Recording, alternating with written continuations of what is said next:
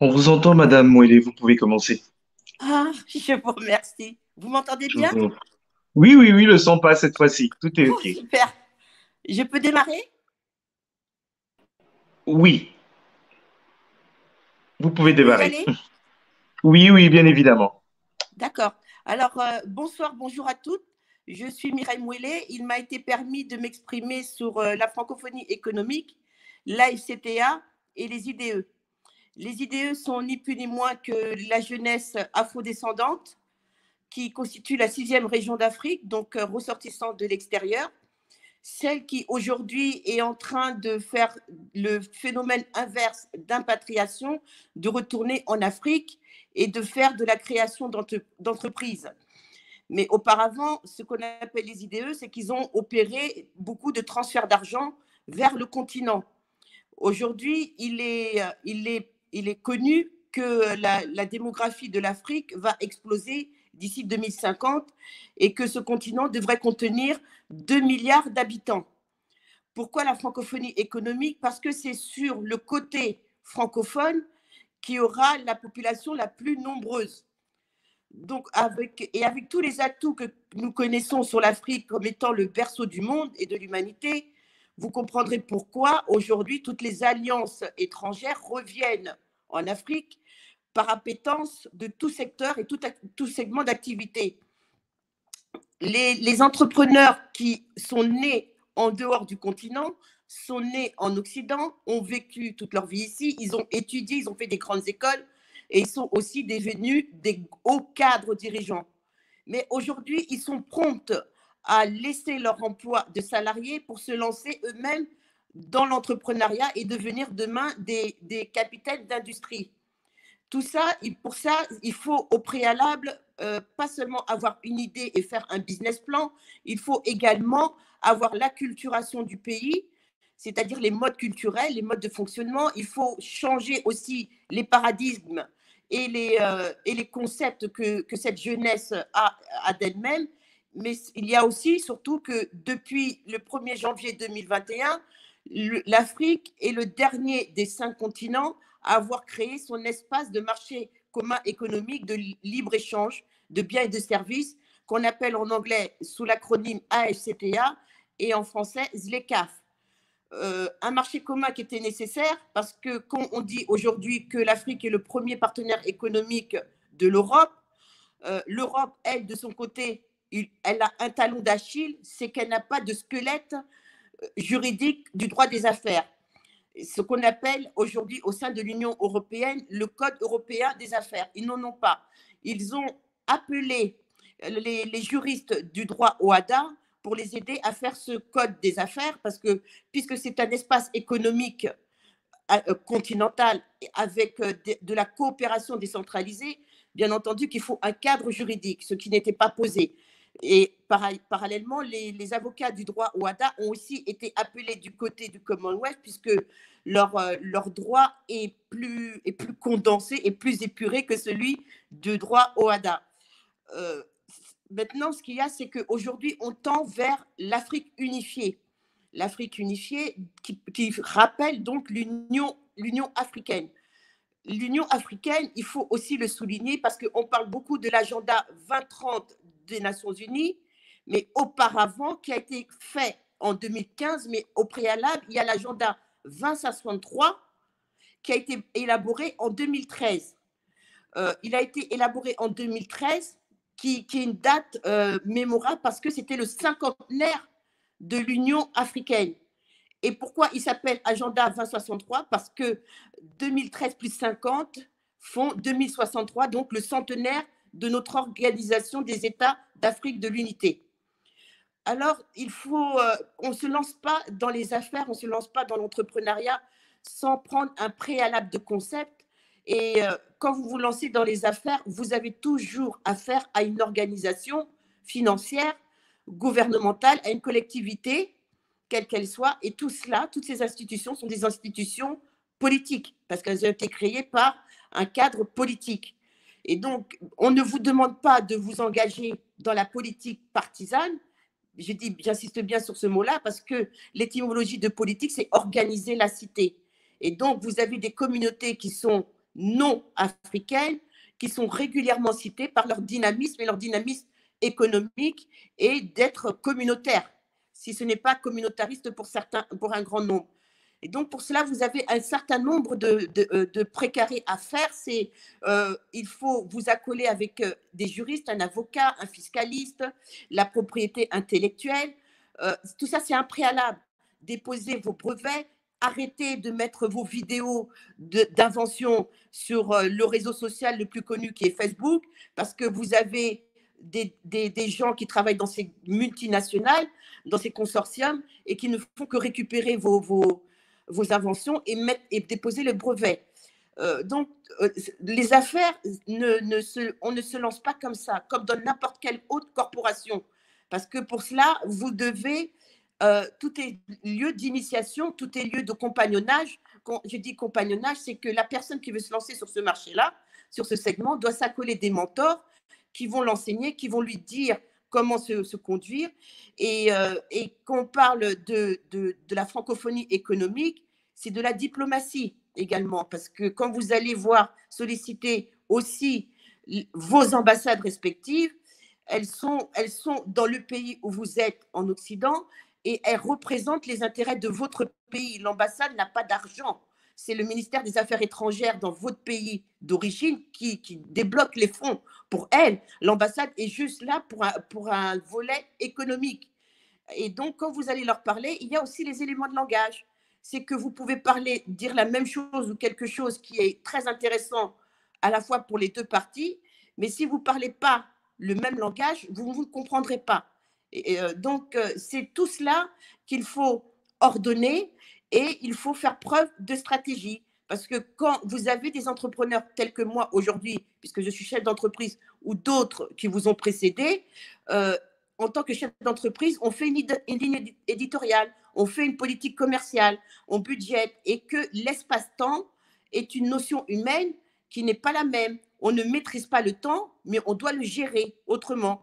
Et on doit toujours anticiper quand on est dirigeant. Et quand on est dirigeant, il y a aussi un certain nombre de conditions où parfois il va falloir faire des sacrifices, mais des sacrifices de manière objective et non pas subjective, parce que vous ne pouvez pas avoir une entreprise et dire ah mais ça c'est pas bien. Mais quand vous dites c'est pas bien sur quel critère? Il faut relancer la machine. La FCTA a déjà été critiquée au plan par les intracontinentaux, donc les Africains sur le continent, comme ceux qui sont en dehors et ceux qui sont non africains. Alors, pour une organisation qui a 10 mois, je ne comprends pas comment on peut la critiquer, parce qu'au même titre que l'Union européenne, qui est encore fustigée aujourd'hui par les Européens et ceux qui ne sont pas européens, vous voyez bien que quand même une institution comme l'Union européenne qui a 70 ans, qui est une vieille fille de 70 ans et plus, a encore beaucoup de désaccords et beaucoup de choses qui ne vont pas.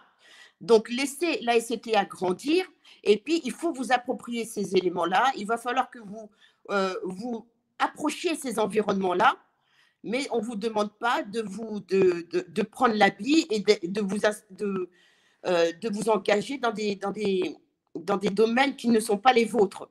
Parce que de toute manière, s'ils ne sont pas les vôtres, ça va très vite se refléter. La francophonie économique, aujourd'hui, un certain nombre de jeunes qui veulent aller en Afrique, qui quittent l'Occident pour aller en Afrique, se lancent aussi dans l'alimentaire, l'alimentation, la gastronomie. Effectivement, puisque le continent, sa surface, c'est plus de 52% de sa surface qui est agraire, et que le continent africain, quel que soit qui que vous soyez, c'est un laboratoire où il y a suffisamment de place et suffisamment de choses à faire pour tout le monde. Mais il faut y aller suffisamment tôt pour pouvoir bien vous positionner également. C'est donc, vous avez énormément de choses à ordonnancer de manière chronologique pour pouvoir, parce que certains se demandent comment d'autres ont fait, alors qu'eux sont peut-être plus compétents, ou en tout cas leur projet est plus performant. Mais parce qu'ils ont pris ils ont pris pour ordre, effectivement, à part leur projet, de s'accoler un certain nombre de choses que j'ai précédemment citées, comme la propriété intellectuelle. Moi, aujourd'hui, mon métier est dans les relations publiques, relations institutionnelle et la recherche de tout type de fonds pour des projets, mais ce qu'on met beaucoup en avant, ce sont effectivement mes relations publiques et institutionnelles. Donc, c'est-à-dire que c'est mon intelligence et mon savoir-faire. Rien que ça rentre dans le cadre de la propriété intellectuelle que j'ai déposée. Je suis aujourd'hui un cabinet de conseil, donc quand je conseille quelqu'un, on me paye pour cela. Et puis, il ne faut pas mélanger ce qui est privé de ce qui est public. Donc, vous avez un certain nombre de choses et d'aspérités à enlever en vous avant de pouvoir vous lancer, parce que c'est ça qui va vous bloquer sans que vous ne le sachiez. Mais ce qu'il y a aussi, c'est que comme on tend vers l'harmonisation de l'Afrique, je prends à l'exemple la communauté anglophone et je dis une anecdote ou un exemple comme ça, c'est que eux, ils voient un élément par terre, ils le prennent comme l'Asie parce qu'ils se disent ah ça peut me rapporter et ils le gardent de côté jusqu'à réfléchir comment ils vont monétiser cela. Mais vous avez le côté francophone, il voit cette chose par terre, il va la laisser là. Donc, il y a tout un concept parce que l'anglophone, lui, effectivement, tout ce que j'ai développé au préalable, il s'est lancé à ça, à faire tout le schéma, à faire tout le maillage de ce qu'il y avait lieu de faire au préalable. Donc, le côté juridique, le côté communication, le côté marketing, etc. etc. Mais, il faut s'inspirer des uns et des autres, de la force des uns et des autres, et faire une alliance pour que ensuite vous puissiez être porté. Maintenant, si vous voulez aussi être entrepreneur en Afrique, il y a aussi des choses que vous devez éliminer en vous, des langages aussi, des postures aussi, parce que ça peut vous porter à préjudice aujourd'hui ou demain dans votre entreprise. Et ça, vous n'en avez pas conscience aujourd'hui, mais ça va fortement impacter. Parce que lorsque vous ouvrez la porte de votre domicile pour rentrer en face dans la porte de votre entreprise, dans les locaux de votre entreprise, donc vous passez du côté privé au côté public. Donc, la francophonie économique est la feuille de route de la secrétaire générale de la francophonie. Et d'ailleurs, il y a une heure, je ne sais pas si c'est maintenant sorti dans le grand public, mais en tout cas en interne, il a été décidé que le sommet de la francophonie va être reporté en 2022. Il devait se tenir à la fin du mois de novembre, il sera reporté en 2022. Et je pense que c'est compte tenu des conditions politiques et des conditions sanitaires aussi. Et à coller au sommet de la francophonie, qui est le sommet des chefs d'État et des gouvernants, il y a aussi le Forum économique francophone. Donc, quand vous voulez aller faire de la prospection, quand vous voulez aller voir des personnes, sachez au préalable que tout est organisé par agenda. Donc, ce n'est pas sur place quand vous verrez une personne que vous pourrez la démarcher comme cela. Donc, tout ça, c'est un travail qui n'est peut-être pas à votre portée, mais allez vous renseigner. Et même si vous êtes détaché de la politique, des gouvernants, etc., allez à la formation parce que tout est accessible. Donc, je ne peux pas accepter que l'on dise on ne sait rien, ils font toujours la même chose et ils sont là depuis longtemps. Parce que déjà, comme je l'ai dit, l'espace public n'est pas le même que l'espace privé et que dans l'espace public, vous faites parfois du PPP, puisque vous êtes privé, du partenariat privé-public. Et dans le cadre du partenariat privé-public, sachez que quand vous signez un contrat public, c'est minimal quadriennal, donc un contrat de 4 ans. Donc forcément, le temps qu'il y ait le budget, le temps qu'il y ait les discussions, que ça passe à tous les niveaux, si entre-temps, il n'y a pas de changement au sein du gouvernement ou dans cette institution, eh ben, il peut se passer 2 ans quand vous discutez un contrat privé-public. Et ce n'est pas le marché que vous avez visé, puisque quand dans le domaine privé, vous n'avez que votre client en face et tout de suite, vous pouvez discuter et signer le contrat. Donc voilà, c'est ce que j'avais surtout des recommandations ou des pistes à vous indiquer pour que vous puissiez bien lancer votre entreprise et en plus, quand vous avez une entreprise, ne pensez pas en priorité et exclusivement à chercher de l'argent, à chercher des fonds, mais il faut obligatoirement que vous ayez déjà introduit la partie développement. Parce que si ce n'est que vous débloquez des lignes de crédit, et ben, votre argent qu'on va vous débloquer ne servira qu'à payer vos débiteurs, vos créanciers, vos banquiers, vos locaux et vos fournisseurs. Par contre, si vous avez tout de suite intégré la partie développement, Là, vous avez déjà une projection, vous avez déjà une vision. Voilà, donc c'était mes premiers mots que j'avais à vous dire. Si certains ont des questions, je suis à l'écoute. Je vous remercie.